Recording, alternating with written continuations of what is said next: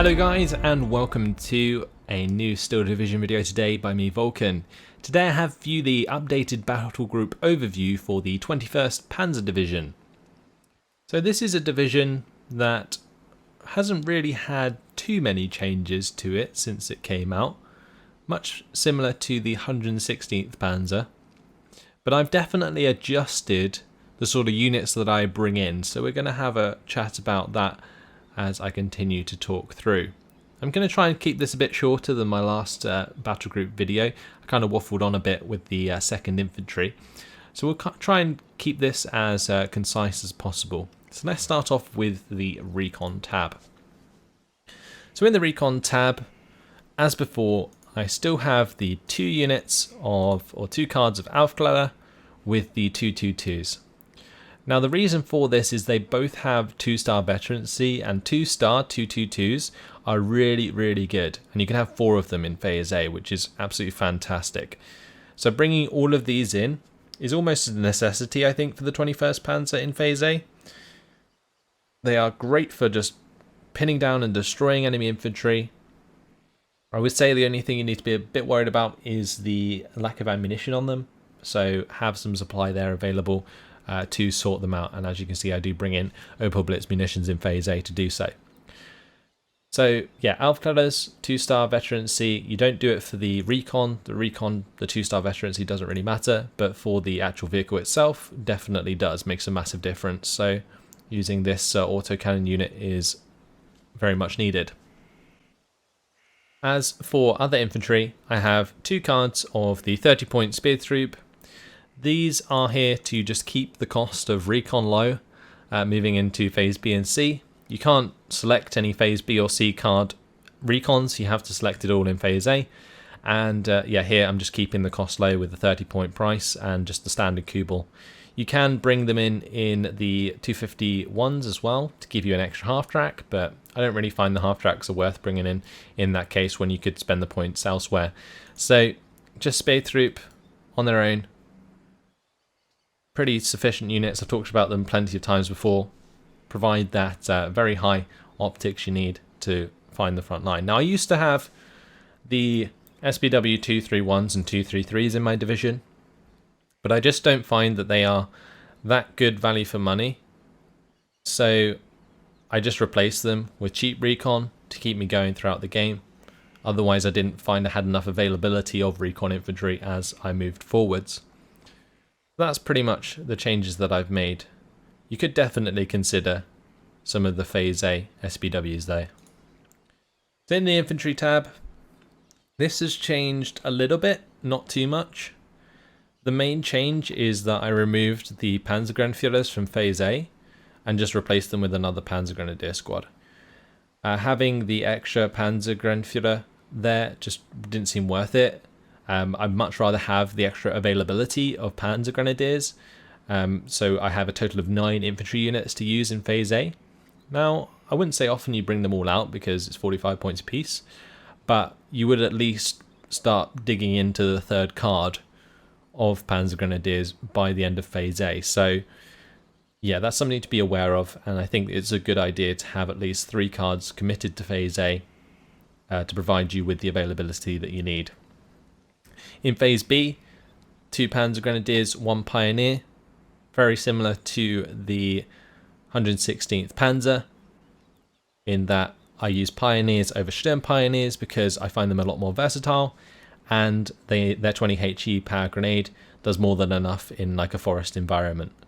You also have the choice of getting some MG42s, but the sheer availability of these is just not worth bringing. And that's pretty much the infantry tab, not too much more to talk about. The only change, like I said, I made was removing the command from the infantry tab. Now this does get kind of supplemented in the support, but we'll talk about that when we get there. Now in the tank tab, we do see that this is similar, but not exactly the same. I guess the main difference is that I removed a card of the Panzer IVs, the Panzer IV Hs, with the 1-star veterancy, and replaced them with the Beuter Shermans. The other thing is I removed a card of the Königstigers. But let's just go over the first tanks in Phase A. So Befehl Panzer 35S these are your staple units for the 3-tank push strategy that I've covered before on this division. It's basically where you use 2 Panzer 35Ss with a Befehl Panzer 35S to make a concerted effort in a concentrated location early on, and you can punch through quite heavily as long as you manage to use your other vehicles and support units to take care of enemy AT. But yeah, the Befehl Panthers or Panzers for their costs can be quite efficient at pushing through. The only thing you have to be concerned about really is like M4s. The Shermans can really destroy these very hard, so be aware of that. But at close range, you can still pick off M4s, so you just got to be careful about how you use them. But in general, they're actually pretty nippy off-road, 25 km/h. Now moving into Phase B, why do I bring in the Beuter Shermans over the Panzer IV-H? So the Panzer IV-H, these guys have 14 AP power, much better than a Beuter Sherman. They also have 3 machine guns, which is quite a lot. But I just find that the reduced cost is worth it in my opinion. Also the fact that they are a lot more mobile, these Beuter Shermans. Beuter Shermans, just in my opinion, are very helpful in pinning down enemy infantry with the 50 cal, 800 meter range, whereas you need to be in like 600 meter range to get the full sort of suppression with the Panzer IV. The extra HE on the Beuter Sherman again supports your infantry, and that's what the Beuter Shermans are to me. Now I would say a lot of people might contest this decision because Panzer IVs look a lot better, but you've got to remember that Beuter Shermans have other hidden bonuses, like the fact their turret turns a lot quicker, and they basically can snapshot things really easily. So at close range, a Beuter Sherman could easily turn the tide of a tank battle, and that's what I use them for. If I want to engage at long range with the 14 AP, then I'll be relying on the Panzer IV-Gs, which still sit in my division. At the 1000 meter range, when these are 3-star, they can kill Shermans for days and are perfect for that situation. So if you find yourself in an open field where you're engaging at 1000 meter range, Panzer IV-Gs should do the job. They lack the front armor, so be very careful of AT guns, but in general will win sort of long range tank engagements. I continue to use the Befehl Panzer IV in Phase B, just for the extra tank command. And then I only have 1 unit of these Königstigers now, because I found that if you're ahead, then you buy these. If you're behind, then you don't, because you can't afford them. So I never really found a use for having more than 1 Königstiger. It just seemed like overkill, because if I can afford 1 or 2, I'm just so far ahead that I have the extra points to spend. And I would never recommend anyway, saving for a Königstiger if you're behind, because you're just going to get more behind in the time it takes for your Königstiger to arrive. Like very much more behind, because that's 350 points that you could have invested elsewhere. So yeah, I only have 1 of them, and if you're sort of capable of bringing it out in the mid-game, like around the Phase C mark where you move into Phase C, if you've saved up a few points from Phase B and you bring 1 in, then it's very worth having, because it can rack up a ton of kills. But later into Phase C you get, the much less worth having these Königstigers is. So I removed the extra availability because I just never found that I bought them in. So I just have the one with the most veterancy, and that's 1 card there. And that's my tank tab. Let's move on to the support. So I removed the command from the infantry tab, and the main reason I could do this was because I have the SBW 223s.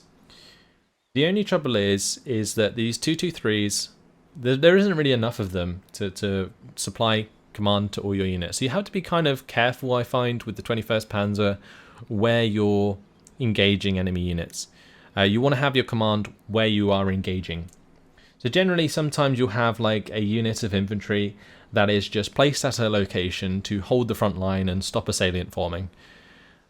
Whereas your other infantry might be in a town and directly engaging the enemy all the time. Now, those are the units that you'll want to have your extra veterancy on, because obviously they are engaging and using that veterancy to their advantage. So even though you have a lack of it, a lack of command that is, you just have to use them more tactically and make sure they don't die. So keep the 2-2-3 out of line of sight wherever you can, and just supplement where you need. Like, basically, you have to prioritize. Now, since a recent buff to the Panzer 4C, they decreased the price of them from 80 to 70 points. I've actually added both cards of them to my division. And I just find that they are like... They basically have the same power as like an IG-18, for example, but they're a tank. And they also have the 3 machine guns at 600 meter range. So fantastic infantry fire support. If you find yourself in an infantry engagement where AT guns aren't really an issue, then a Panzer 4C can do a lot of damage, like especially in a town, for example. People might not invest into an AT gun for a middle of a town, so you can bring in a Panzer 4C and hit people from the 600 meter range extremely hard, and are great for that purpose. I used to have some 259s on the division. I really used to rate 259s, but since the Panzer 4C's got that price buff, I feel like they are worth having instead. Now in Phase B, I do have the 232 still, but I did remove the use of the Brum bars.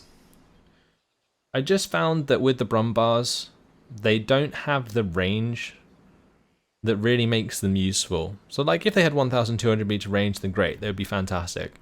But at 1,000 meter range, I just find that they are a bit lackluster and just get themselves caught out too much.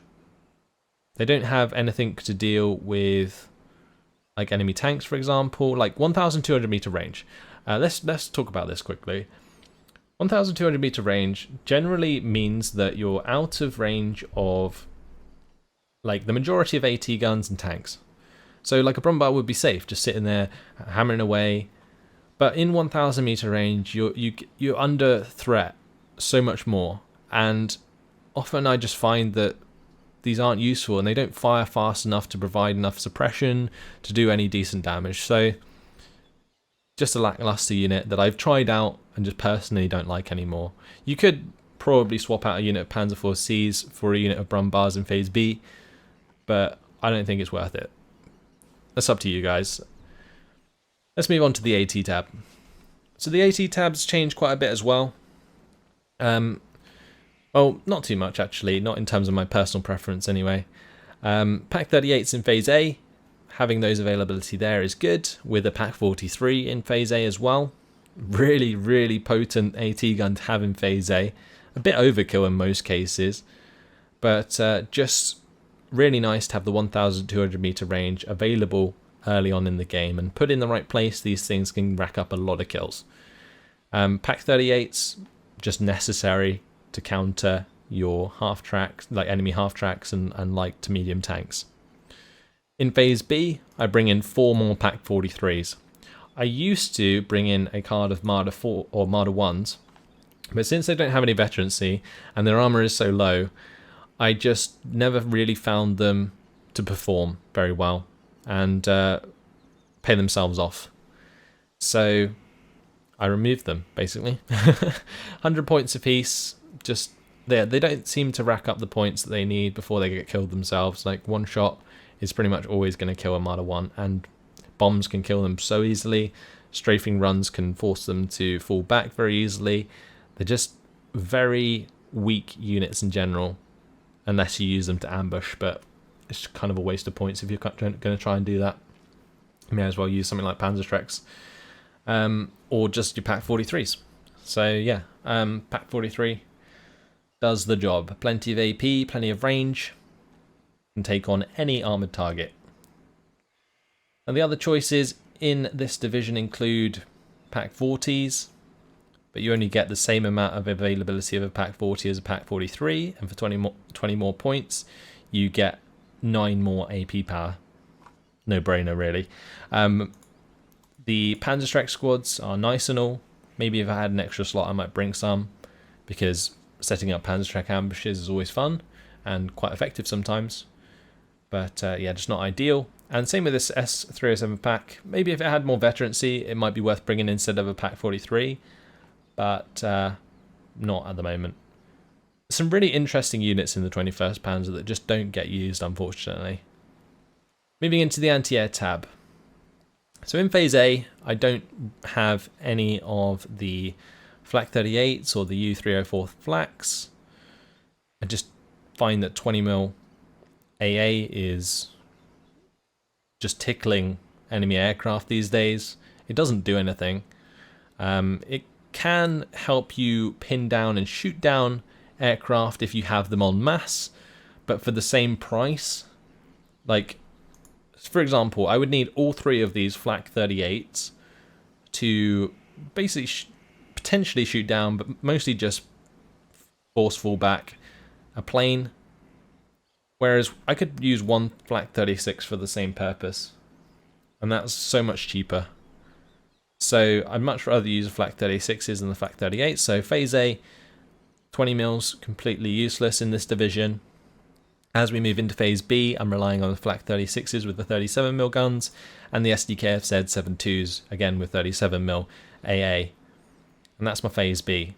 Moving into Phase C, I do have both of the 88s available. Not only great, of course, for pinning aircraft, but also for destroying ground forces. So just take them out for whatever you need them for at the time. But in general, your Flak 36s should be able to control the sky for the majority of the game, and you can use them in conjunction with your Air Force to really take down some enemy aircraft. Now, there has been quite a lot of changes to the anti-air tab. I think they're really trying to promote people to use the 20mm AA more by increasing the availability across the board. But yeah, in general, just don't really make use of them, and just because they're still pretty useless. As for artillery, so the artillery tab is really cool in this division. You've got a lot of interesting units. You've got the Wildfachwerfer, you've got the Rheinwerfer, you've got the Werframen tank with the 4 25 HE pound napalm rockets. You've also got this lovely looking off-map vehicle. really derp, but there we go. But yeah, we're just going to stick standard. We're going to come out with a mortar half-track in Phase A and one card of the Wildfachwerfers. Now these Wildfachwerfers, they can be really good for like stunning an area. I used to not bring them in, but I found that after having one used against me effectively, I found that if you allow the entire salvo to be fired, like that's the whole like 48 rockets, then you will be pinning down everything in that area and also having a chance of killing stuff in that area. So for example, if there's like an AT gun or two in like an area, you can just slam them with the Wildfachwerfer until they're pinned down and then charge them with other units, and that's what the Wildfachwerfer is there for. Furthermore, you can use the 257s for more precise strikes with their 1,200 meter range mortars. So yeah, I would say the only thing you have to be careful with the Wildfachwerfer is a 1,000 meter range. Keep it behind cover, you know, behind tree lines, because I've lost these multiple times by accidentally moving them into range of like enemy AT because they match the range, and then they just get killed before they've fired enough rockets to pin down the enemy AT. It's quite silly and very costly, so don't do it. Right, moving into Phase B, I do have the Lorraines. I've got, one Lorraine. Quite simply just to pack a punch, I guess. If you need something pinned down quickly, you can use the Lorraine to do so. The rate of fire is not great, but 120 points isn't too much to invest in such a powerful HE value. I don't tend to bring it out that often, but in certain situations I will, if I'm playing up against clumped units, but at the same time you've got the Wildfachwerfer and the Rheinwerfers to deal with those. The benefit of having the Lorraine is it's slightly longer range than the other choices. Then I've got a card of said Rheinwerfers. I've got 1,200 meter range on those and 10 HE, and these guys fire salvos of mortars and are fantastic for creating smoke screens as well. in an instant. So make sure that you use the Rheinwerfers to their full potential if you are going to bring them in. I personally really like using the Rheinwerfers. They're very fun, and they can pin stuff instantly with their mortar barrage, and then they can smoke stuff instantly with their smoke barrage. Very, very nice units. As for the PZH-39H, don't use it. It's got a 15 HE, 2,400 meter range. The bad thing about it is a 4 round per minute. Not great. For 150 points, I just don't think it's worth it. Bringing in these Verflammens though, this is something to consider for sure. The 25 HE power rockets, they can get some decent kills and really pin down an area for you. So, I mean, in some ways I might consider removing Panzer, like the Lorraine for example, and bringing in Verflammens instead. Like, that would be a nice sort of balance for me. But for now we're just going to keep it as it was. You do have the off-map as well, but the off-map's not very strong, and I feel like it wastes an activation point for only one of them. Now for our air tab, going for the elite fighters with Focke-Wulf 190A8s, and then I've got the Focke-Wulf 190G1s. So no Phase A units. They recently reduced the price of these Ju-87Ds from 110 to 100 points to encourage people to use them more, but I just don't find that they have a use in my division. Moving into Phase B, coupling the Focke-Wulf 190A8, the elite variants, with the anti-air in Phase B. Really good for starting to control the air to allow you to bring in these Focke-Wulf 190G1s and bomb out enemy AT and infantry squads that get in your way. You can also bring in the Me109G2 BR21s instead if you fancy having a unit that can fight in the air as well as pack a punch on the ground. Also, I feel like the rocket aircraft, they reload slightly quicker than the bombing aircraft, so there's that you can use to your advantage. But yeah, that's about it. So there are other options here for the air. You can bring in the Ju-87s for attacking ground vehicles. You can also rely on some quite heavy bombers. You can get the Ju-88s with the 25 HE bombs. But in terms of the slots that you have available, I think the tab that I have is best suited, because not only can these Focke-Wulf 190s actually drop their bombs, they still have the good agility to fight in the air, and they have a serious amount of HE to do so. So yeah, that's my choices over the Me109G2s, for example. And there you have it, 21st Panzer. So how do they work? I mean, it's just about the Panzer Grenadiers, managing them in Phase A with your Recon. You get the 222s from the Aufklärer. Support those with the Befehl Panzer 35. You could do the 3 tanks push with the 2 Panzer 35Ss and a Befehl Panzer 35S. But you want to make sure that you're probably using both of the SBW223s. They are a must to bring out. You want to be bringing out all of your Aufklärers with the 222s, supplementing with infantry where you need to, and then you've got the artillery and Vielfachwerfer to help you push through where you find weak spots. Also the Panzer 4Cs, fantastic fire support if you are going to use those instead of the Panzer 35Ss. And sometimes that's a choice. You can use your Pak 38s and Pak 43s to take out enemy tanks, whilst your Panzer 4Cs deal with infantry instead of enemy tanks themselves. Moving into Phase B, you want to use your Panzer 4s to engage from range whilst using your Beuter Shermans up close and helping with more fire support. Then comes in your Rheinwerfer and your air tab, an anti-air tab as well actually. Then in Phase C, if you haven't won by Phase C, you're kind of screwed with this division. I feel like it kind of falls apart in Phase C if you aren't already ahead. But you have plenty of availability to continue bringing in some forces. It kind of lacks availability in general, this division. But a Königstiger will stabilise you if you can afford it in the early Phase C. If it gets to late Phase C, only bring in a Königstiger if you have nothing else to buy. Because otherwise it just seems like a waste. But there you have it. That is my 21st Panzer Division. I make it quite brittle in the last phase. but that's just how I play it. But either way, let me know what you guys think of my division. Give me your own thoughts in the comments, of course. Hopefully it's been helpful though. Thanks for watching, and I'll see you in the next division video. Goodbye.